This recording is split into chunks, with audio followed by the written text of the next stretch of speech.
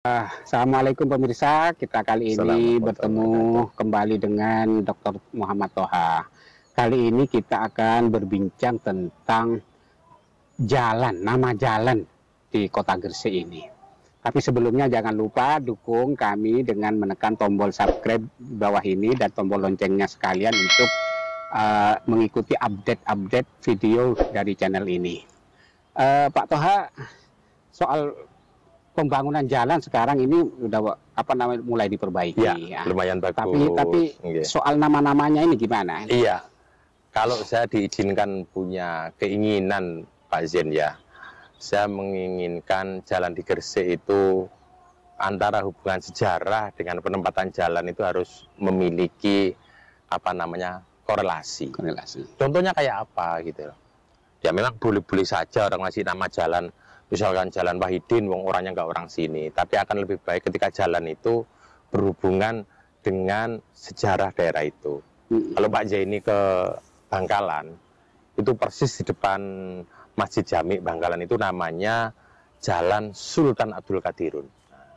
Ternyata di belakang Masjid Jami itu ada makam Sultan Abdul Qadirun. Dan saya pernah ziarah ke situ. Siapa Sultan Abdul Qadirun itu? Sultan Madura Barat. Kalau Sultan Madura Timur kan di Sumeneb. Ya. Nah, Sultan Madura Barat itu di Bangkalan, namanya Sultan Abdul Qadirun, makamnya terjaga bagus di belakang Masjid Jami itu, dan nama jalannya itu namanya Jalan Sultan Abdul Qadirun. Kemudian kalau kita ke Pamekasan, ya, itu ada jalan namanya Jalan Ronggo Sukowati. Ya. Persis di depan pendopo ya, itu kan Bupati Ronggo Sukowati. Nah, yang saya sedikit agak ingatkan, kita belum punya loh nama Jalan Pusponegoro, belum punya. Itu kan memiliki sejarah juga. Ya. Nah, kemudian ada lagi Pak Zen, itu tentang penempatan. Contoh lagi, Jalan Fatimah binti Maimun.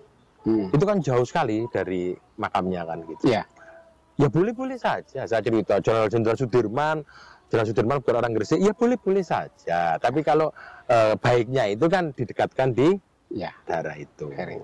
Pak Jalan Sunan Giri tepat. Jalan Sunan Giri di situ. Satu yang pertama. Terus yang kedua Pak Zen, memberikan nama jalan itu tentunya korelasinya itu sangat-sangat dekat. Contohnya, Gresik itu kan identik dengan Sunan Giri.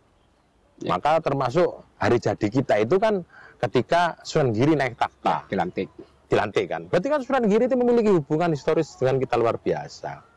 Kenapa sih kemudian kok jalan depan Pemda ini kok tidak dinamakan jalan yang memiliki hubungan dengan Sunan Giri?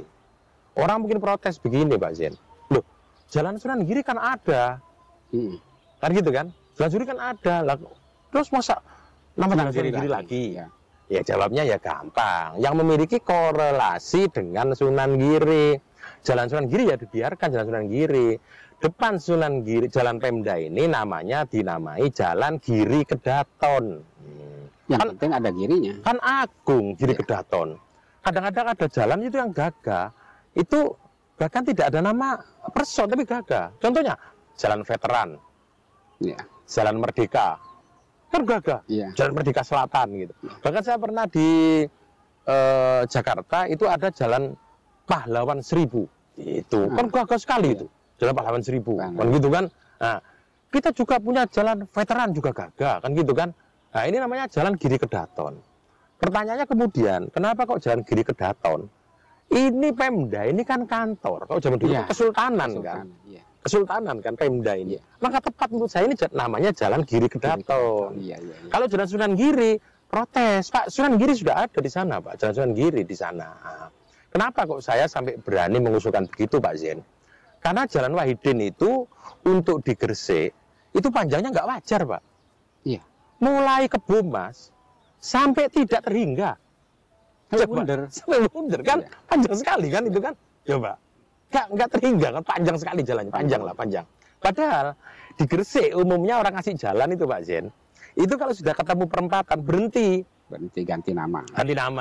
Ini dasar loh ya. Coba mulai dari Kebomas, dari sana paling sana itu namanya Maijen Sungkono. Begitu ketemu perempatan, ganti Jalan Sunan Prapen. Setelah itu ketemu perempatan lagi Jalan Sunan Giri. setelah perempatan lagi Jalan Dr. Sutomo. Iya, tapi Jalan Majen Sungkono sendiri panjang, Iya, Pak. panjang. Iya, sampai ke Masjid Agung kan? Iya, ya itu termasuk yang perlu ditata, Pak Iya, Zen. perlu ditata. Berarti Pak Zen sangat brilian mikirin Iya. itu. Malah saya kepingin Jalan Majen Sungkono itu berhenti sampai pertigaan Giri itu kan. Iya. Nah, kemudian ke sana itu entah diganti jalan Atau Condro Dipo atau apa gitu. berhenti di Kembangan itu. Boleh. Boleh ya kan? Boleh kan, Itu itu panjang banget itu. Nah, iya, panjang banget. Iya. Itu persimpangan itu Iya, kan. persimpangan. Ah, Nah, sampai di situ. sampai di situ. Situ ada kemudian kasih lagi. Benar. Bisa Jalan Condro Dipo Ya, gitu. benar. Atau misalkan kita cari jalan yang heroik, Pak.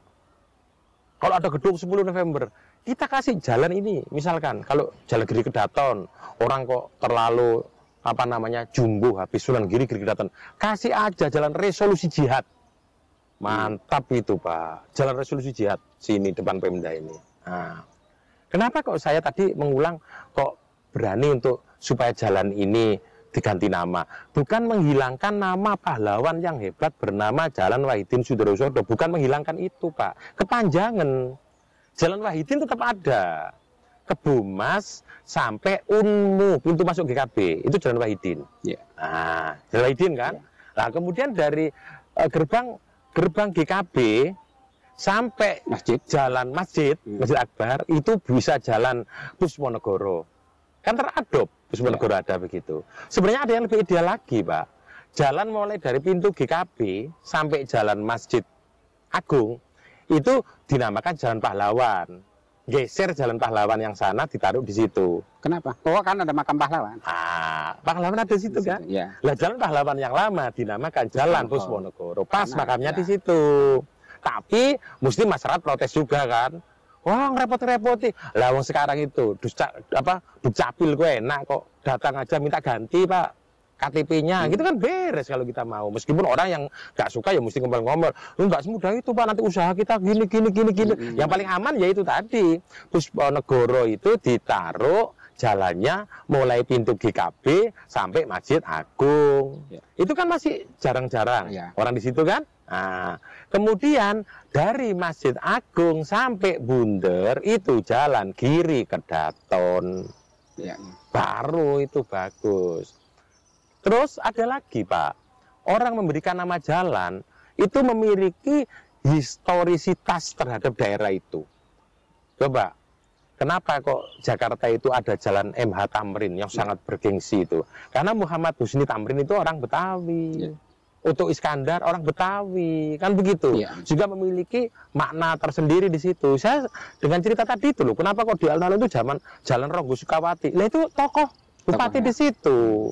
Nah, Dr. Wahidin Sudirosodo itu tokoh besar, tokoh hebat. Dan kita tidak menghilangkan jalannya.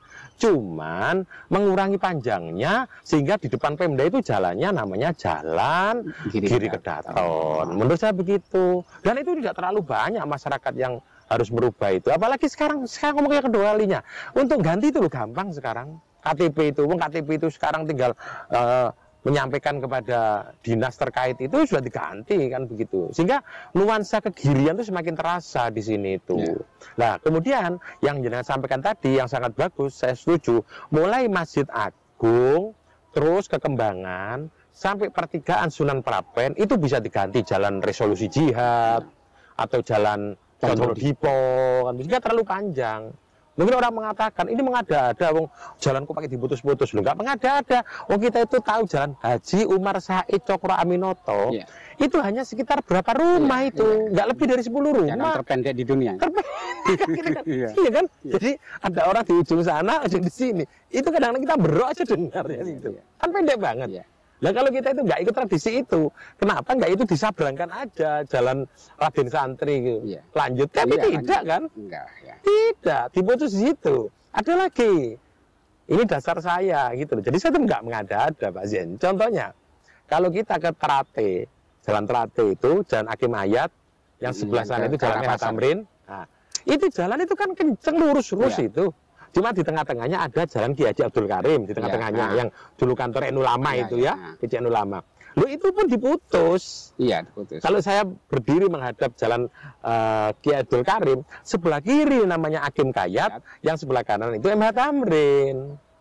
Berarti tradisi untuk nerabas perempatan dan pertigaan itu nggak ada di Gresik itu jalan itu. Begitu. Harus diganti. Meskipun itu belok-belok pun diganti. Petro itu jalan Ahmad Yani. Tapi ketika belok jalan Tridharma. Kan begitu. Jadi, nah ini kan sudah belok-belok yang namanya Jalan Wahidin itu. Mulai dari Bumas terus kenceng, agak belok sedikit. Itu di depan GKB itu belok banget. Dan jalannya tetap terus sampai terus ke Bunter itu. Jadi terlalu panjang. Maka kalau kita sudah ikon kita itu Sunan Giri, maka jalan ini kita punya usul supaya diganti lah. Jadi jalannya nggak Jalan Wahidin, tapi jalan atau kalau misalkan gini, kalau Giri Kedaton orang bingung, Pak, Giri Kedaton itu siapa? Ya nama lain Sunan Giri kan ada Sultan Abdul Fakih. Jalan Prabu Satmoto. Wah, kan gagah itu. Jalan Prabu Satmoto kan begitu kan? Nah, atau yang sana ditukar, sana Giri Kedaton. Kenapa kok Giri Kedaton? Karena ada Giri Kedaton. Kedatonnya di sana. Kan gitu pas kan? Prabu Satmoto. Iya. Raden Ainul Yakin. Ainul Yakin. Kan begitu, Raden Paku. Raden Paku. Yang paling gagah tadi Prabu Satmoto itu kan. Wah, luar biasa itu.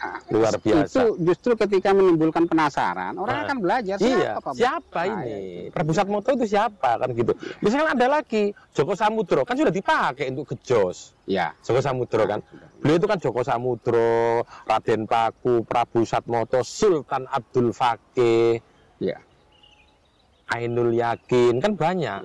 Yang heroik ya Joko Samudro atau Prabu Satmoto itu kan gitu, kan gagah banget namanya kan begitu. Jadi menurut saya itu penting dan ini meluruskan tradisi penamaan jalan di Gresik. Karena Gresik itu perempatan putus, pertigaan putus, tikungan juga putus. Contoh tikungan lain putus. Ketika kita dari Blandongan Pak Jenny itu namanya Jalan Ki Haji Kholil. Tapi ketika ada pertigaan masuk Pelabuhan Lumpur, nikung, ganti Sindojoyo. Kan begitu, ganti Sindojoyo. Itu tradisi. Tradisi. Sehingga menurut saya yang namanya Jalan Wahidin itu kayaknya kayak nggak biasa dengan tradisi itu. Terlalu panjang. Iya, atau mungkin bahasa ekstrimnya melanggar tradisi lah. Nggak begitu biasanya jalan itu. Nah, dan itu di depan Pemda loh. Sehingga harus dicari jalan yang memiliki hubungan historis dengan Pemda. Dan kan itu gitu. Pun juga sebenarnya menyulitkan orang untuk mencari alamat rumah. Karena terlalu panjang. Terlalu panjang. Jalan Dr. Wahidin gang. Gang 1, gang 2 sampai mungkin sampai gang berapa? Terlalu jauh. Karena panjangnya gitu loh. Apalagi kalau lagi mencari pakai mobil bablas. Bablas balik muter mana. Itu kan menguntungkan juga. Cerdas gitu loh. Jadi kepanjangan gitu loh. Coba kalau kita menanyakan jalan Usman Sadar, kan sudah ngerti antara batas ini sampai ini sudah. Perempatan yang paling selatan itu Usman Sadar itu Petro, kemudian yang paling utara itu perempatan di Pasar. Sudah sampai itu sudah. Itu pun panjang loh. Apalagi ini panjangnya luar biasa gitu loh. Bener panjenengan. Wahidin Sudorowisodo itu beberapa desa itu. Ada yang ikut desa ini. Apa desa apa ini? Matamu, desa apa ini? Namanya Singopadu. Ikut Wahidin. Kemudian Sumber ikut Wahidin. Randu Agung ikut Wahidin. Kan banyak sekali itu kan. Bumas. Sehingga kan sangat terlalu panjang lah menurut saya jalan itu gitu loh. Sehingga kalau kita mau arif juga ditata itu. Terus ada lagi kalau kita mau Pak Zaini. Bukan karena kita itu ikut tren ya, tapi ini mengembalikan tradisi leluhur-leluhur kita. Leluhur kita itu Pak Zaini, kalau bersurat antar kita, itu tulisannya itu pego Pak Zaini. Tulisan pego itu tulisan Arab, bahasanya Jawa. Ada yang nyebut lagi pegon. Ada yang pego, ada yang Jawi. Orang Melayu itu nyebut huruf Jawi. Kalau P itu fa dikasih titik 3, gitu kan? Nah, ya kan? Nah, sehingga leluhur-leluhur kita itu kalau bersurat itu biasanya tulisan pegon. Undang-undang, ulam-ulam, orang Jawa bilang ulam-ulam, undang mantu, undang apa, itu pegon. Soan kiai, itu kadang-kadang kalau menitipkan surat-suratnya pegon. Tapi kalau antar kiai sama-sama tulisan Arab, bahasa Arab. Tapi kalau kadang-kadang masyarakat itu bahasanya tulisan pegon. Nah, kalau kita lebih ideal lagi, sudah jalannya nanti ditata, di bawahnya dikasih tulisan pegon. Kenapa kok begitu? Saya sudah ke Lombok. Di Lombok itu ada tulisan Latin di atasnya, di bawah aksara Lombok. Di Medan atau di Batak juga begitu. Ada tulisan aksara Latin, ada tulisan Batak. Di Sunda juga begitu, di Solo juga begitu, di Jogja juga begitu. Lah kita itu kan masuk. pego, bahasa yang ditulis kita bahasa pegon. Nanti jalan Semanggi, atasnya Latin, bawahnya pegon. Nah, ini akan membiasakan anak kita untuk diajari tidak langsung dia belajar huruf pegon. Kan begitu. Loh, kita harus menampilkan itu Pak Zain. Wong Jogja, Solo juga begitu, semua ada aksara anak carakannya kok. Bali juga begitu. Bahkan Bali itu kantor wajib untuk menulis aksara Bali. Dinas Perikanan Latin, di bawahnya tulisan aksara Bali. Nah, sampai Melayu juga begitu. Kemudian Brunei juga begitu.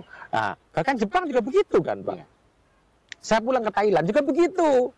Tulisan atasnya tulisan Latin, bawahnya aksara Thailand. Uni Soviet juga begitu, Korea juga begitu, Jepang juga begitu. Kan nggak salah ketika Gresik juga punya ide, kemudian ditulis pegon di bawahnya, kan begitu. Menarik itu Pak, menarik. Kan begitu.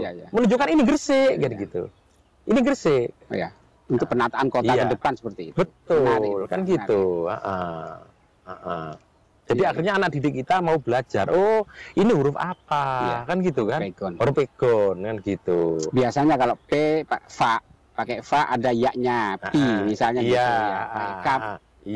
Kalau kamu misalnya kapnya panjang, kasih alif, pakai me, pakai waw. Iya. Dan ini bukan kita itu mengada-ada loh Pak Zain. Sudahlah, negara mana yang punya aksaranya tetap diikuti di sini. Cina. Ada. Cina itu bagi mungkin pelancong yang nggak tahu bahasa Cina ada bahasa Latin. Tapi Cinanya ada di situ. Korea juga begitu, Jepang juga begitu, Thailand juga begitu. Saya ngomong itu pernah saya kunjungi semua. Brunei juga begitu. Maka kalau di Malaysia atau Brunei itu atasnya ada toilet gitu. Tapi bawahnya tulisan Melayu, tandas. Tandas itu kan toilet bahasa Melayu. Tapi tulisannya Melayu, tandas begitu. Tulisan aksara Arab lah dimelayukan itu. Sehingga Gresik ada baiknya untuk itu. Mumpung durung didisi Surabaya, didisi kabupaten sebelah mana-mana kan gitu kan. Nah, menunjukkan ikon Gresik. Karena apa? Kita belum bisa menunjukkan ikon yang lain, Pak. Coba kalau Pak Zaini masuk ke Gresik, mana arsitektur Gresik yang asli mana? Tapi kalau Pak Zaini begitu turun di Bandara Bali, sebelum sampai turun, pesawat masih belum menyentuh tanah, kita sudah tahu ini mesti Bali. Gentengnya kelihatan. Pak Zaini kan pernah ke Lombok, ke Sade, saya lihat foto-fotonya itu, pernah ke Sade, desa terdesak di Lombok. Begitu pesawat belum sampai mendarat di tanah, sudah kelihatan di bandaranya itu, atapnya kelihatan kan. Ini Lombok, orang sudah tahu. Oh ini Sasak, sudah tahu. Lah Gresik mana? Nggak ada, kan gitu kan. Kita itu kayak lepas Pak, lepas dari akar gitu. Iya. Sampean yang sama-sama di Jawa aja, Gapuro Kasultanan Jogja itu kan menjadi ikon. Sekarang lapangan terbang yang baru, yang di Bantul itu yang baru itu kan gerbangnya gerbang Kasultanan itu, Kasultanan Yogyakarta. Jadi kalau ke Banten itu mesti kantor-kantor tempat dinas pemerintah itu mesti gerbangnya gerbang Keraton Kasepuan. Oh ini mesti Banten, orang tahu gerbangnya kelihatan ini Banten. Loh kita terus tinggali Sunan Giri, ada gerbang Sunan Giri. Kenapa nggak diadop ini ditunjukkan bahwa ini adalah Gresik? Lihat apa? Gerbangnya sudah kelihatan, gerbang Kanjeng Sunan Giri kan begitu. Maka masyarakat Gresik itu harus semakin sadar itu karena sekarang masyarakat semakin maju itu justru menunjukkan jati dirinya. Itu Gubernur Jawa Barat sekarang itu Kang siapa? Itu kan mulai yang namanya Ridwan Kamil. Kan siapa yang menunjukkan itu? Nah, sehingga termasuk Jawa Tengah, Gubernur Pak Ganjar, kan semakin menunjukkan Jawa Tengahnya itu kan. Nah, sehingga Gresik itu punya. Dan kalau kita orang Jawa bilang tidak diuri-uri, Pak Zaini, tidak diangkat-angkat, akhirnya itu semakin terbenam, terlupakan itu nanti akhirnya diadop orang, kan begitu. Padahal itu misalnya kita angkat lagi, bukan hanya bisa menjadikan itu tanda masuk kota Gresik, bisa itu untuk batiknya, pakai gapura. Iya. Ini saya ngomong begini kan, mumpung belum terlampau hilang gitu loh Pak. Udah terlampau hilang malah susah mencari akarnya lagi gitu. Masih ada sejarawan seperti Pak Toha yang masih bisa dimintai penjelasan. Kira-kira bagaimana sih gitu loh. Jadi yang paling saya sayangkan itu arsitektur Pak. Arsitektur kita itu sudah awut-awutan. Padahal negara itu kan, pemerintah kan yang memiliki anggaran. Ya disampaikan aja kepada kepala-kepala dinas. Kalau membangun, merestorasi, menata gedung, atapnya usahakan begini ya. Ini atap gresik. Coba Pak, ya ini kalau ke yang namanya ke Banjar, itu jangankan milik negara dalam artian miliknya Pemda, bank saja atapnya harus ikut atap yang kayak diundangkan di Banjar. Kalau atap gresik kan? Atap gresik itu nanti kalau kita mau atap gresik itu kan sebenarnya ada rumah-rumah tua yang bisa kita kita teliti, dan saya bisa menunjukkan kita itu kalau saya bilang 50% atap di gresik itu ada yang pengaruh arsitektur Surabayan. Surabayan itu artinya gentengnya memanjang ke belakang, itu arsitektur Surabayan itu banyak. Tapi ada yang atap itu Malang. Jadi wubungnya itu Malang. Tapi saya simpulkan di Gresik itu sekitar 2 itu bangunannya itu. Nah, jadi kalau itu kemudian kita formulasikan menjadi 1, ini loh arsitektur Gresik. Sehingga kalau mau bikin pendopo kecamatan, kalau merehab kantor, itu sekalian ditata. Sehingga ini Gresik gitu. Kalau Pak Jani ke Bali aja lah tahu, ini mesti ini Mojokerto aja tuh sudah dimulai kan pagar-pagernya kan begitu.